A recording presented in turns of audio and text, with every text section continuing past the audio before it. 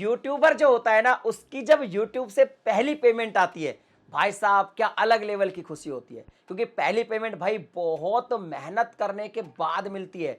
और ये जो खुशी है ये मैंने एक्सपीरियंस की हुई है। इसलिए भाई साहब मुझे पता है कि पहली पेमेंट आने का जितना ज्यादा यूट्यूबर को इंतजार रहता है ना, उतना इंतजार भाई साहब किसी को नहीं होता। एक उम्मीद होती है, एक खुशी होती है, उसको लगता है कि यार मैंने कुछ कर लिया। लेकिन बहुत सारे मेरे भाई नए ऐसे यूट्यूबर हैं जिनकी पहली पेमेंट एडसेंस में दिखा दी जाती है, $100 से ऊपर भी होती है, लेकिन बैंक में नहीं पहुंचती, मतलब बैंक में उनको प्राप्त नहीं होती। अब 21 तारीख की हर महीने पेमेंट भेजी जाती है नाइट में एडसेंस के द्वारा। तो अब क्या होता है कि उनको पता है कि यार 21 तारीख को पेमेंट भेजेगा तो भैया 25, 26, 27, 28 तारीख तक तो आ ही जाएगी। लेकिन जब भाई साहब 7 दिन हो जाते हैं, 10 दिन हो जाते हैं, उनकी पेमेंट बैंक में आती ही नहीं है, तब उनको होने लगती है टेंशन। आज की इस वीडियो में मैं अपना पूरा एक्सपीरियंस शेयर करूंगा और आपको बताऊंगा कि वो क्या गलतियां होती है जो आप कर देते हैं अपने एडसेंस के अंदर, जिसकी वजह से आपकी जो पेमेंट है वो आपके बैंक में नहीं आती, सिर्फ एडसेंस में ही दिखाई देती है। भले ही चाहे $150 बन गए हो, 200 बन गए हो, 300 बन गए हो, 400 बन गए हो। क्योंकि बहुत सारे लोगों ने मुझे कमेंट करके पूछा था कि सर हमारी पहली पेमेंट है, हमारी पेमेंट बैंक में आ नहीं रही है, पता नहीं क्यों। तो ये वीडियो लाइक कर देना, चैनल को सब्सक्राइब कर देना, क्योंकि मैं सब कुछ इस पर बताने वाला हूं। तो देखिए, अगर आपका जो अमाउंट है वो $100 से ऊपर है और एडसेंस में अपडेट हो चुका है, फिर भी आपके बैंक तक नहीं पहुंच रहा है, तो इसके पीछे बहुत सारी ऐसी मिस्टेक्स हो सकती है जो आपने की हो सकता है आपने एक मिस्टेक की हो सकता है आपने मल्टीपल मिस्टेक की हो। कौन कौन सी ऐसी मिस्टेक हो सकती है मैं वो समझाता हूं। सबसे पहली मिस्टेक ये हो सकती है कि आपने एडसेंस बनाया और एडसेंस बनाकर आपने पैसा कमाना शुरू कर दिया, आपका चैनल मोनेटाइज भी हो गया, लेकिन आपने वापस फिर एडसेंस को खोल के नहीं देखा, सिर्फ आप वाइट स्टूडियो में देखते रहे अपनी अर्निंग को। और वाइट स्टूडियो में भाई साहब आपकी अर्निंग दिखा रहा है, शो कर रहा है $150, $200, लेकिन एडसेंस में जाके देखा ही नहीं। और एडसेंस में अगर आप जाके देखते तो आपको पता चलता, वहां पे आपको एक अलग ही लाइन मिलती लिखी हुई, और वहां पर आपको आईडी वेरिफिकेशन के लिए पूछा जाता। अगर आप आईडी वेरीफाई नहीं करते हो एडसेंस के अंदर, उस कंडीशन में भी आपकी जो पेमेंट है वो होल्ड हो जाती है और भाई साहब पेमेंट आती नहीं है। अब आईडी वेरिफिकेशन में भी बहुत बार लोग आईडी वेरीफाई करते हैं, उनकी रिजेक्ट हो जाती है, उसकी भी वजह होती है, वो भी मैं इसी वीडियो में बता देता हूं।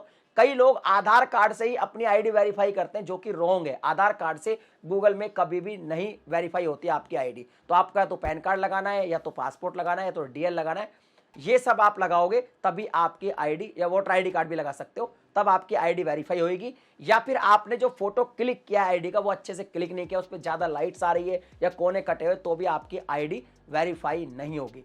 तो जब तक आप, कई बार क्या होता है कि अपलोड कर देते हो, आईडी वेरीफाई नहीं होती, रिजेक्ट हो जाती है, आपको पता नहीं चलता क्योंकि आप एडसेंस में जाके देखते नहीं हो। तो जब तक आपकी आईडी वेरीफाई नहीं होगी आपकी पेमेंट नहीं आएगी। ये तो है पहला कारण।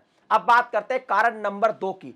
दूसरी गलती होती है कि मान लीजिए आपने अपना आईडी वेरीफाई कर लिया, कोई इशू नहीं है, आपकी आईडी वेरीफाई हो गई, और आईडी वेरिफिकेशन के बाद अब आपके पैसे बन रहे हैं। मान लो आपने पहले महीने में $30 बनाए, उससे अगले में 40 बनाए, 70 हो गए, फिर उससे अगले में भाई 100 बना दिए, तो 170 हो गए। तो $100 से ज्यादा पेमेंट तो हो गया, तो आना चाहिए, लेकिन इसलिए नहीं आता है क्योंकि आप एडसेंस में फिर से जाकर नहीं देखते हो। आईडी वेरिफिकेशन के बाद आपको यहाँ पे भाई साहब यूएस टैक्स का फॉर्म भरना बहुत ज्यादा जरूरी होता है। कुछ लोग यूएस टैक्स का फॉर्म नहीं भरते हैं या फिर गलत तरीके से भरते हैं। अगर आप यूएस टैक्स का फॉर्म नहीं भरेंगे तो भी आपकी पेमेंट को होल्ड कर लिया जाएगा और आपकी पेमेंट नहीं आएगी। मैं एक ऐसे बंदे को जानता हूं जिसके यूएस टैक्स का फॉर्म अभी तक नहीं भरा गया और उसकी $3500 पेमेंट अटकी हुई थी। जब मेरे से बात करी तो मैंने बताया भाई तुम्हारा यूएस डॉलर का तो भरा ही नहीं है फॉर्म, तो $3500 उसकी अटक गई थी। तो इस तरीके से पेमेंट अटक जाती है। अब बात करते हैं गलती नंबर 3 की। तीसरी गलती यह होती है कि जब आप एडसेंस बना लेते हैं और एडसेंस में क्या करते हैं कि भाई साहब अपना सब कुछ डिटेल वगैरह सब कुछ डाल देते हैं, आईडी वेरीफाई भी कर लेते हैं, इसके बाद एक एड्रेस वेरिफिकेशन करना होता है, वो भी बहुत जरूरी है। एड्रेस वेरिफिकेशन में क्या होता है कि आपके घर पे एक एनवलप आता है, उसके अंदर कुछ कोड होते हैं, वो कोड आपको एडसेंस में जाके सबमिट करने होते हैं, तब जाके ये एड्रेस वेरीफाई होता है। तो ये एड्रेस वेरीफाई होना भी बहुत जरूरी है। कई लोगों के साथ ऐसा होता है वो रिमोट एरियाज में रहते हैं और उनको ये लिफाफा मिलता नहीं है, तो उनको जैसे ही जब वो एडसेंस बनाए और वहां से जब आपका आईडी वेरिफिकेशन हो जाए, आईडी वेरिफिकेशन के बाद आपका एड्रेस वेरिफिकेशन होता है, उसके लिए वो एनवलप डाकिया लेके आता है, जो पोस्ट ऑफिस होता है ना उसका डाकिया आपके घर पे लेके आता है। तो अब आज के ज़माने में क्या कोरियर का ज़माना है, तो डाकिया बहुत कम डाकी लेके आता है। तो अगर आप रिमोट एरिया में रहते हैं और आपके घर पे डाकिया रेगुलर नहीं आता, तो अपने डाकिए से संपर्क करके रखें कि भाई मेरा कोई ऐसा डॉक्यूमेंट्स आने वाला है, और जैसे ही डॉक्यूमेंट्स आए अपना एड्रेस वेरिफिकेशन कर ले। ये एड्रेस वेरिफिकेशन 3 बार लिफाफा आपको भेजा जाएगा, जैसे एक बार आया फिर आप दोबारा अप्लाई कर सकते, 3 बार अप्लाई, 3 बार में भी अगर आपको ना मिले तो फिर चौथी बार में आपके साथ क्या होगा कि आपको ऑनलाइन ही जो है ऑप्शन मिल जाएगा एड्रेस वेरिफिकेशन करने का। तो एड्रेस वेरिफिकेशन करना बहुत ज्यादा जरूरी है। अब बात करते हैं गलती नंबर 4 की। गलती नंबर 4 ये है कि भाई साहब क्या होता है कि जब आप अपना बैंक ऐड करते हैं एडसेंस के अंदर, तो वहां पे या तो आप स्विफ्ट कोड ऐड नहीं करते, स्विफ्ट कोड में कुछ गलती कर देते हैं। तो बैंक ऐड करना बहुत जरूरी है, उसी बैंक में अकाउंट आपको ओपन करवाना है जिसका स्विफ्ट कोड हो। अगर वो नहीं होगा तो उसके बिना भाई साहब फॉरेक्स में आपका पैसा पड़ा रहेगा, आपकी ब्रांच तक पैसा आपको नहीं मिलेगा। अब बात करते हैं भाई साहब गलती नंबर 5 की, और ये इस गलती की वजह से बहुत सारे लोगों की पेमेंट अटक जाती है। और ये गलती ये है कि कई बार क्या होता है, बहुत सारी ऐसी बैंक है, चाहे वो गवर्नमेंट बैंक हो या प्राइवेट बैंक हो, उनमें रेमिटेंस का फॉर्म भरना अनिवार्य होता है। अब होता क्या है कि अलग अलग बैंक का अलग अलग सिस्टम है। जब आपका पहली बार फॉरेन ट्रांजैक्शन होता है, यानी पहली बार विदेश से आपका पैसा आता है, तो आपको रेमिटेंस की कुछ जो फॉर्मेलिटीज है वो पूरी करनी होती है। कैसे कैसे, अलग अलग बैंक का समझाता हूं। जैसे मान लो कोटक बैंक है, तो कोटक बैंक के अंदर क्या होगा कि रेमिटेंस का अगर आप फॉर्म वगैरह नहीं भरोगे और तो आपका पेमेंट होल्ड रख दिया जाएगा, बैंक में नहीं पहुंचेगा, फिर फॉरेक्स डिपार्टमेंट में पड़ा रहेगा। तो आपको अपने ब्रांच मैनेजर के पास जाना है, उनको बताना है कि भाई मेरा पैसा फॉरेन से आने वाला है, तो वो रेमिटेंस की फॉर्मेलिटी पूरी करा लेंगे।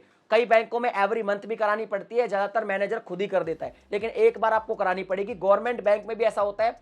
तो जब भी आपका पेमेंट पहला आए और आपको लगे कि यार 21 तारीख को पेमेंट भेज दिया लेकिन 27-28 तारीख हो गई, मेरा पेमेंट बैंक तक नहीं पहुंचा, तो आपको अपने बैंक मैनेजर को जाके ये बात बतानी चाहिए कि मेरा फॉरेन से पैसा आ रहा है।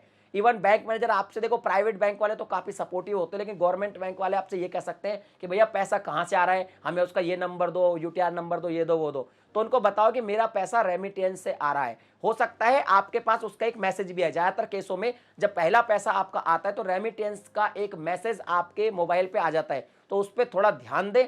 और जैसे ही वो मैसेज आ जाए अपने बैंक में जाके सूचना दे कि रेमिटेंस का फॉर्म है, या जो भी फॉर्मेलिटी अलग अलग बैंक के अलग अलग तरीके से होती है वो आपको कंप्लीट करनी है। एक बार आपने फॉर्मेलिटी कंप्लीट कर दी, आपका रेमिटेंस क्लियर हो गया, तो आपको जो पैसा है वो मिल जाएगा और फिर एवरी मंथ मिलता रहेगा। ये रेमिटेंस क्या होता है इसको भी मैं समझा देता हूं।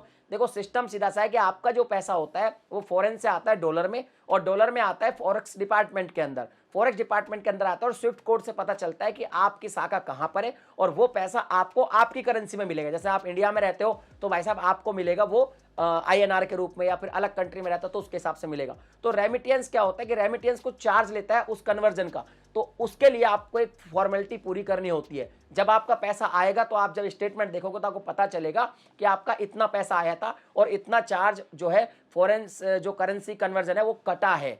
तो ये फॉर्मेलिटी आप जरूर करें, अदरवाइज आपका पहला पेमेंट आपकी बैंक तक आपके पास नहीं पहुंचेगा। तो ये कुछ मिस्टेक्स है जो आपको नहीं करनी चाहिए। अगर आप ये नहीं करोगे, थोड़ा सा एक्टिव रहोगे, तो आपका पहला पेमेंट आपकी बैंक में इजीली आ जाएगा और फिर हर महीने आता रहेगा। अगर वो $100 से ऊपर हो जाता है तो फिर भी कोई डाउट है आपका तो कमेंट सेक्शन में लिख के बताएं। मैं मिलता हूं अगली वीडियो में एक नए टॉपिक के साथ, तब तक के लिए जय हिंद।